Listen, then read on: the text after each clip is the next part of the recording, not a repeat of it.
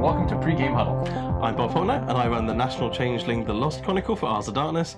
I also design and run Mega Games. I'm James Holloway. I run the Cambridge Vampire the Requiem game for Isles of Darkness, and you can find links to my history and gaming blogs in the description of this video. In this series, we're talking about the questions we get asked by beginning Parlour LARP storytellers. Yeah, right, and today's video is all about clues, how to create them, how to deploy them, how to describe them. So, all right, so if we're going to talk about clues, I guess we're talking about sort of mystery investigation plots mainly. Yeah. So kind of what role do these play in the structure of the game overall? Well, normally when you've got a mystery plot, you've got a mystery. You've got some information which is probably part of your setting somewhere, but actually is hidden from the players, and you're going to reveal it slowly with the clues, and that's going to lead them through the plot. Or... Well, I don't know about lead them necessarily, but that's a question for another time. Yeah. Although we kind of think of mystery plots as puzzles, they're also social plots. And this is something that we have to keep returning to, which is that fundamentally, almost everything we do returns at some point to social interaction. Yes. And so ideally, the kinds of mystery plots that we're running in Parlour LARP have that sort of like, I think we're working the same case.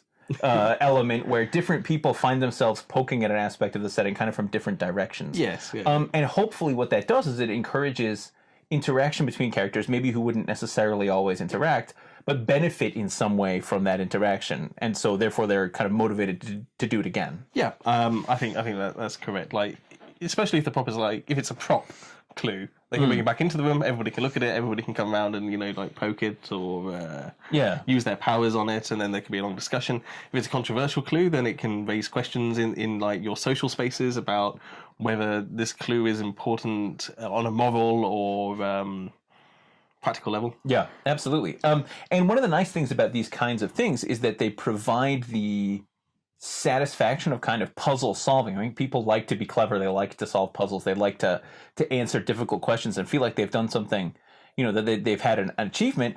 But these types of plots and well-designed clues allow them to do that while remaining immersed in their characters, right? It's not the kind of slightly dual thinking that you get whenever you face a challenge that's an explicit puzzle. No, that's so with a puzzle, you have to be focused on it. You're going to solve the puzzle. With a clue, it can also smooth over the cracks in your game because people are discussing it while other things are going on. Right, which is also, for an ST, a good way to get a sense of what the players are thinking and what they know. Certainly, I sit and listen to what players are discussing when they're talking about clues, because that gives you a good heads up on whether they're about to go down a blind alley. Right. And another thing, of course, is that these kinds of plots and the clues that go with them are there to reinforce the themes of the game and affirm the themes of the characters. So, for example, you run a Changeling the Lost game and I run a Vampire the Requiem game. So the kinds of clues and mysteries that players will encounter will tend to be quite different. Mine are more coming from a sort of conspiracy or crime drama background. And so whenever the clue turns out to be, a briefcase full of unmarked bills or a bloody razor found in an alleyway, I'm reinforcing some idea of the themes of my game. Yes, and then we often go into maybe sort of medieval or Victorian kind of fairy tales, and so sometimes in Changeling the Lost, your clue is that this person has somehow related this to like the tale of the Big Bad Wolf or to Hansel and Gretel, or something like that, and that tells you something about who you're dealing with and what they're thinking immediately.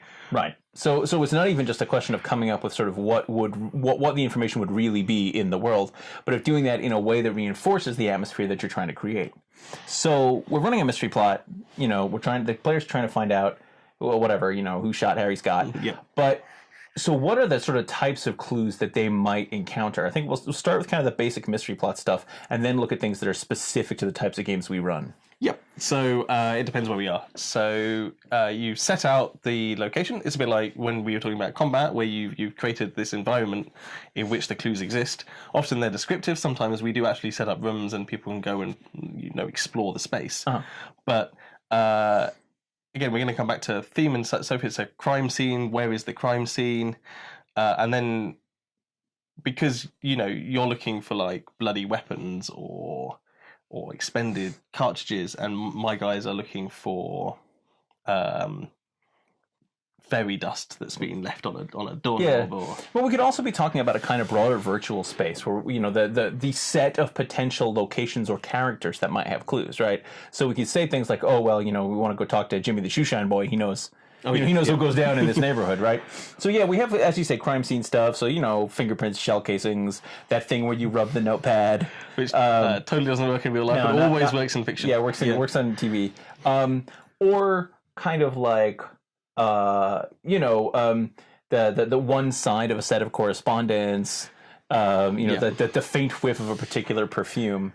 Those are all kinds of things that not only serve to provide information, but also to kind of signal that we're within the mystery genre. Yes, yeah, absolutely. So, because if we're not in the mystery genre, if we're in the action genre, we don't care how this piece of paper smells. Yeah, probably not, no. No. It's got blood on it. It's got a message on it. The message is going to be direct. We're not going to form it in a riddle or...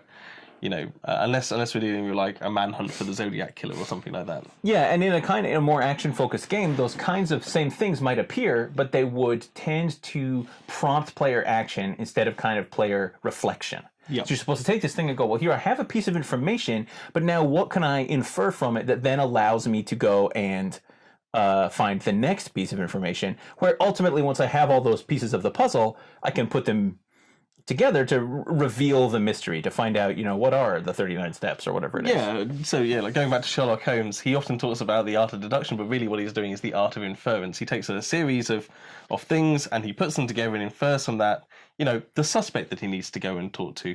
Right. Or the location where this cart or something has come from. And then that leads into the next clue location. Right. And I think it's interesting that you mentioned Holmes as a kind of paradigm for this kind of story, because one of the things that's a feature of Sherlock Holmes is that a lot of the time clues come in the form of like seemingly innocuous items or people, like something that doesn't seem noteworthy, but then later is contextualized in a way that makes it a clue. Especially things like cigar ash. I mean, we're not expecting our players to be particularly interested in cigar ash. Don't make clues at cigar ash. Nobody will bother to have learned. Well, that's also really difficult to do in a live game, because for the most part, unless you're completely setting up the scene, chances are you're describing what players find, which means that there's already some selectivity in terms of providing, you know, like what information is important.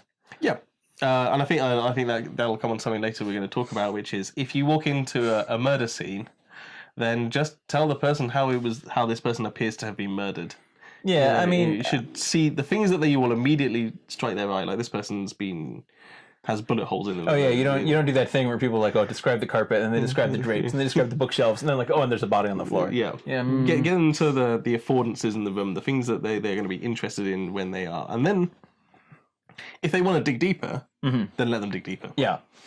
So now, in the kinds of games that we run, when we're talking about running World of Darkness games, and this might not be true in everybody's game, but a lot of the time there's some kind of weird magic stuff. And when we ask for questions about sorry, let me do that again. Okay.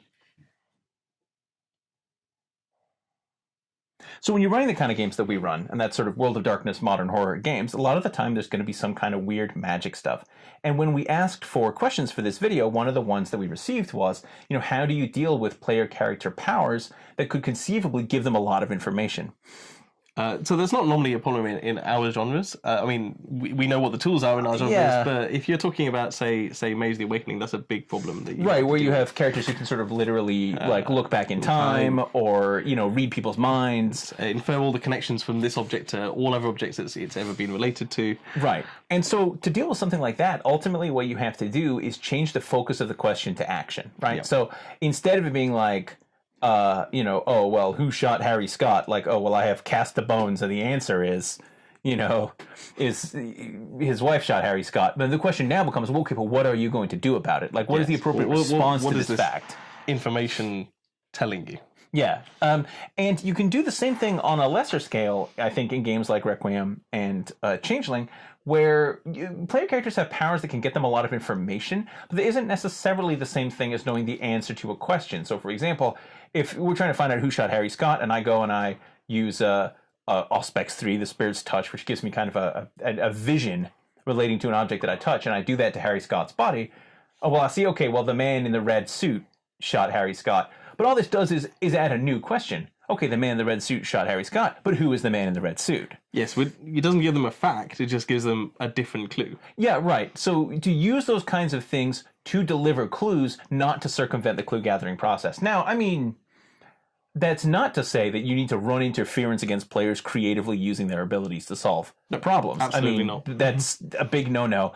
And it is better that your plot gets circumvented than that the players feel like you are playing against them. Yes. Don't let that happen. Or that, if they don't find that one particular small clue, that they are never going to solve this plot, Now, I actually, in our notes here, I used the term that we're not going to repeat in this video.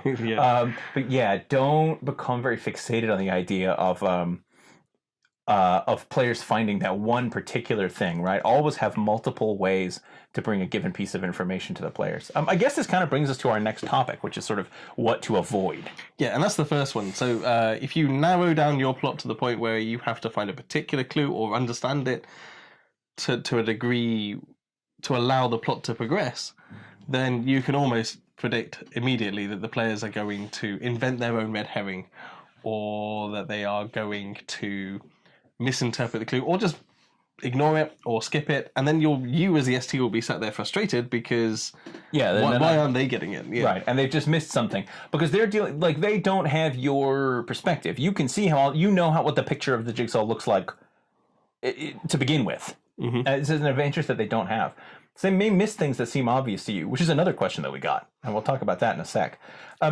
So the other thing is, wherever possible, allow space for player inference. So, for example, if it turns out that the letter was written by, Queen Isabella, don't say, oh yeah, this letter was obviously written by Queen Isabella. You give a bunch of facts about the person's handwriting, about the language they use or whatever, that makes it obvious that this letter was written by Queen Isabella, but allow the player to make the final step. And if they don't get it right away, a lot of the time it's worth leaving it for a sec, because they'll go and talk about it with someone else. And then that person will go, Queen Isabella? Yeah, absolutely, yeah. I know who wrote this, yeah. Yeah. And then they're all rewarded for engaging in your story. Right, which is ultimately what you want. So one of the big things to avoid when creating this type of plot is being impatient about that information. Except that ignore that if you are actually, you've got a time constraint. If you're at a national game or you're running a one-off or whatever, then sometimes you do just have to tell them things to get them going. No, I agree. That's true. Certainly, I've been speaking mostly in terms of, when you're running your monthly game or however frequently you run your game, you can kind of let the players advance at their own pace. But you're right. I mean, if you're on the clock, if Forsaken's timing in at 12 and you're timing out at 11, you don't have a lot of leeway. And then, but still, I would say give them a little bit. Yeah. Unless you absolutely have to. So the next thing that we've written down on our sheet here is clues as traps. Oh yeah. And so basically, if you run a clue which leads players straight into a trap, and you do that every single time. I don't even think it's if you do it every single time. I think if you do it even just once or twice, then the players will stop interacting with your clues. Like, you have created a new paradigm for your game where the ST is against you. Yeah. And you have to think about that even in terms of a game like Requiem, where a big part of the game's core atmosphere is a sense of paranoia and suspicion. Nonetheless, never make a thing that you want the players to engage with a trap. Unless, of course, players are setting traps for each other, in which case they should be allowed to run wild. Yeah. Yeah. And the last question that we got, and I think this was also one that we received from a couple of places, was how to prevent clue hoarding, which is what you get when a player collects all the clues, sits on them, doesn't share them with other players, but also doesn't act on them. Well, I mean, that comes down to stakes, doesn't it? So if people need these clues for some reason, either the person that you might think would be doing the hoarding, if they have to act on this information, because if they don't act on it within the next 12 hours of game time or whatever, then an opportunity will be lost, the hostage will be shot, or so on, or that person will skip town. Then they will want to try and get going as quickly as possible.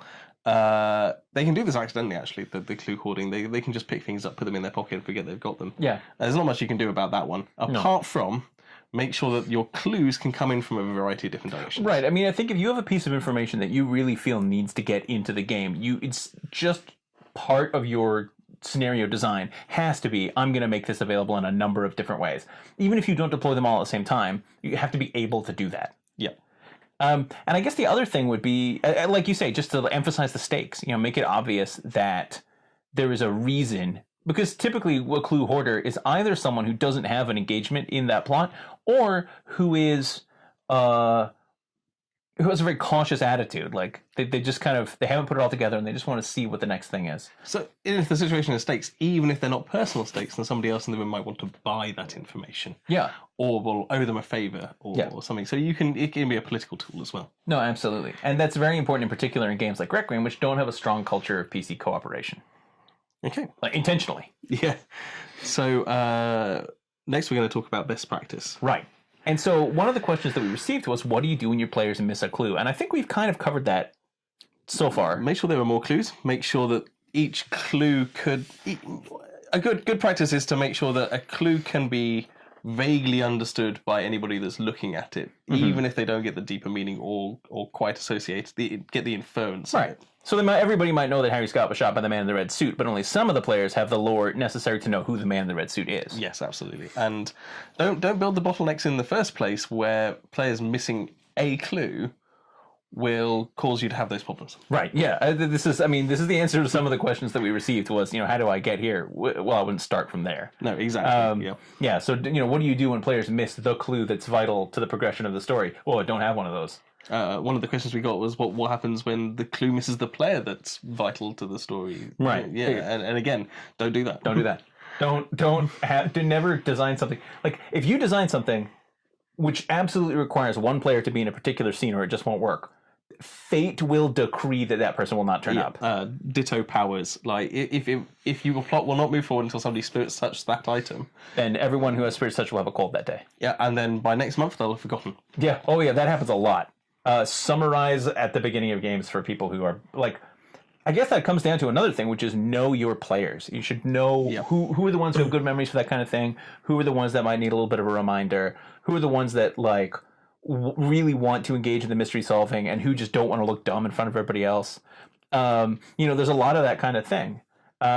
So just be aware, what your players want. Like we had another question, which was about soft skills and hard skills. So to what extent are we using the soft skills, that is the skills on the character sheet, to solve problems, and to what extent the hard skills, the player's own ability to reason. Yeah. So as I said, if you walk into a crime scene and you see that somebody's next throat's been cut, I don't need you to have a soft skill on your sheet that tells you that you have medicine or whatever. But if you wanted to find out what sort of weapon had been used to cut that throat, then make it roll. Yeah, but I don't know. I'm aware that my position on soft skills and hard skills is probably extreme within the IOD, which is that I'm pretty fond of hard skills and I don't see any problem with them. So like, if someone really wants to, if someone's looking at a thing and goes, oh, I don't really understand what's going on here, can I make an intelligence investigation roll? I'll say yes, absolutely. But if someone goes, well, the door was like locked and there's no signs of a struggle, clearly the killer must have been someone they knew, I'm not going to go, hey, do you have investigation on your sheet? No, absolutely. That's nice retconning, and then you get into trouble of what players not knowing what it is that they should know and what they shouldn't know, unless that's very clearly defined within the rules. So like you shouldn't know about bloodlines and you shouldn't know about things like that. But everyday stuff, like I've seen cop shows. Yeah, exactly. Like I don't have any investigation, but I could probably figure that one out. No, I've seen House. Yeah, exactly. So another way to kind of make props, to make clues stick in people's memories is to have them be props, and then use the same prop again later. Yes. Yeah. So for example, like maybe instead of saying, oh, you find an identification card, you just have an identification card. Now there's one vital rule, which is don't ever give your player the only copy of a prop document. They will lose it. So make two. Yes. Have one on these days. That's not so much a problem because it'll be on your computer. Yeah. But prop documents or other kind of prop clues are a great way to remind players that a clue exists and make them shareable. Yep, and I'm going to use a big word, but they've got a lot of affordance. People pick them up, they turn them over, they look inside them. Yeah, they got a lot of kind of points of interaction. Yeah. Yeah, and so speaking of people remembering things, one of the questions that we got asked was like clue density. How many clues? Yeah. Well, you obviously need enough that you can move your plot forward, so that's probably at least one. You probably want to make sure that your information can come from a multiple variety of sources or skill sets. So that's about two. We're talking about like for a particular scene or for a particular fact. You just don't want to unless the clue is that this crime scene is full of clues, which is a trope in television detective shows. Like, sure, yeah. You know, the clue glut. Yeah. The CSI UV light montage. Probably no more than about 5. People will start to lose focus, or they'll stop looking for clues at some point. Yeah, we'll talk about this when we talk about antagonist design as well. But we've mentioned this in terms of NPCs. Like, ultimately, people don't remember more than a certain number of details about a thing unless it becomes crucially important. So maybe no more than about 5 details per scene. Yep. And then spotlight them. Yeah, absolutely. But ultimately, I think the answer is just that you're going to have to be flexible. You know, every group of characters, every group of players is going to approach it in a different way. And you have to, make allowances for whatever gaps they might have in their knowledge or things they might forget. Those are all perfectly normal. But at the same time, you also have to not try to think like, oh, well, they're not doing this the right way. Oh, yeah. I mean, like, they've come in and they've declared that they're CSI. Yeah. But they clearly don't know what they're doing. Yeah. The player doesn't know. The character's probably fine. Yeah. Just let them roll with it. Exactly. I mean, ultimately, people want to see their characters affirmed. And that's something that we'll talk about at another time. But, like, if a part of the character is this character's a dum-dum and he missed an obvious clue, then you're affirming the character by having him miss a clue. But if the character's meant to be smart and, the character misses a clue, then you're kind of undercutting the player in a way that I think is not fun. So the last question that we got was, how do you know when a clue's not obvious enough? Or like, how do you...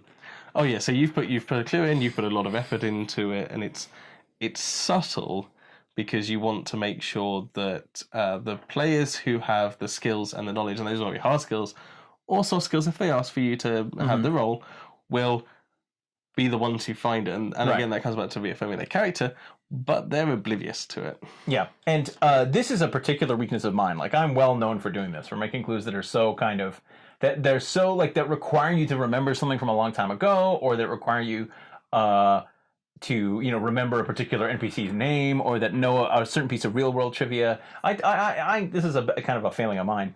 And you just have to kind of be alert to the fact that that's happening to players and just come up with another way to get them that information. I mean, there are some people who will say like, oh, well, if you missed it, you missed it. And I think that's possible if players missing things leads to fun complications in the plot.